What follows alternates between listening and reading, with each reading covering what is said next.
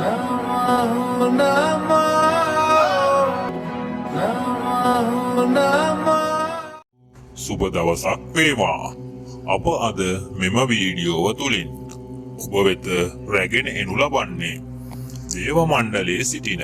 ධනයට අධිපතිනිය වන්නා වූ ශ්‍රී ලක්ෂ්මී දේවියගේ බලවත්ම මන්ත්‍ර වලින් එකකි.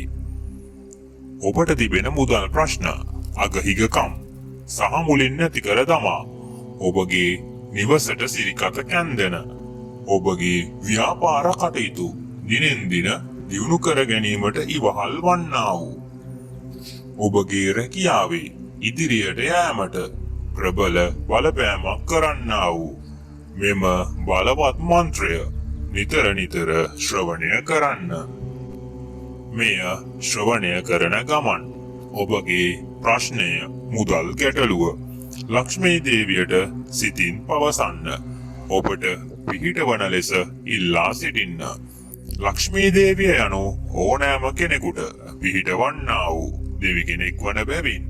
ඔබගේ සියලු ප්‍රශ්න සඳහා ලක්ෂ්මී දේවියගේ පිහිට Om Dream Bream Kamale Kamalalaye Prasida Prasida Shrim Bream Om Mahalakshmi Namaha Om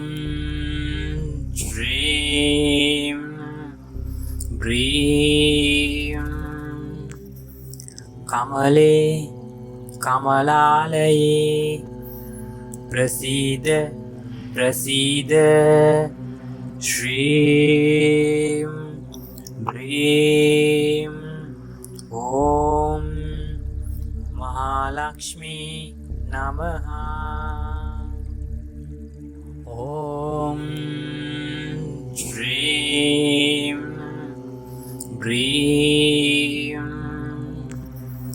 Kamale Kamalalaye Prasida Prasida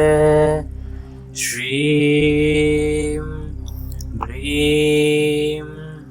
Om Mahalakshmi Namaha Om Dream Bream Kamale Kamalalaye Prasida Prasida Shrim Bream Om Mahalakshmi Namaha Om Dream Bream Kamale Kamalalaye Prasida Prasida Shrim Bream Om Mahalakshmi Namaha Om Dream Bream Kamale Kamalalaye Prasida Prasida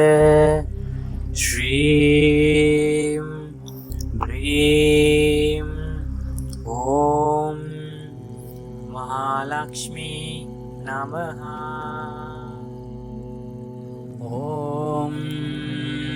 Dream Bream Kamale Kamalalaye Prasida Prasida Shrim Bream Om Mahalakshmi Namaha Om Dream Bream कमले कमलालये प्रसीद प्रसीद श्रीं ह्रीं ॐ महालक्ष्मी नमः ॐ श्रीं ह्रीं कमले कमलालये प्रसीद प्रसीद श्रीं ह्रीं ॐ महालक्ष्मी नमः ॐ श्रीं ह्रीं कमले कमलालये प्रसीद प्रसीद श्रीं ह्रीं ॐ महालक्ष्मी नमः ॐ श्रीं ह्रीं कमले कमलालये प्रसीद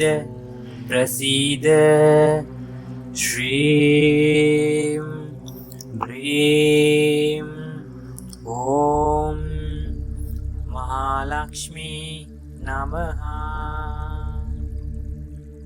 ॐ श्रीं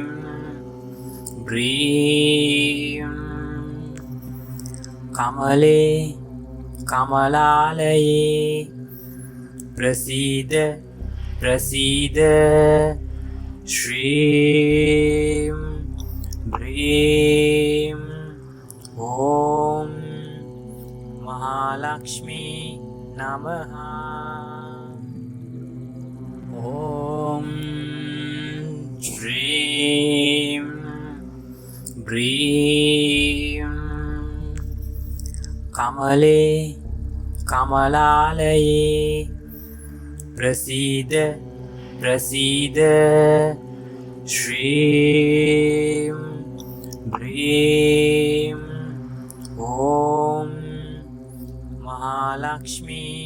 नमः ॐ श्रीं ह्रीं कमले कमलालये प्रसीद प्रसीद श्रीं ह्रीं ॐ महालक्ष्मी नमः ॐ श्रीं ह्रीं कमले कमलालये प्रसीद प्रसीद श्रीं ह्रीं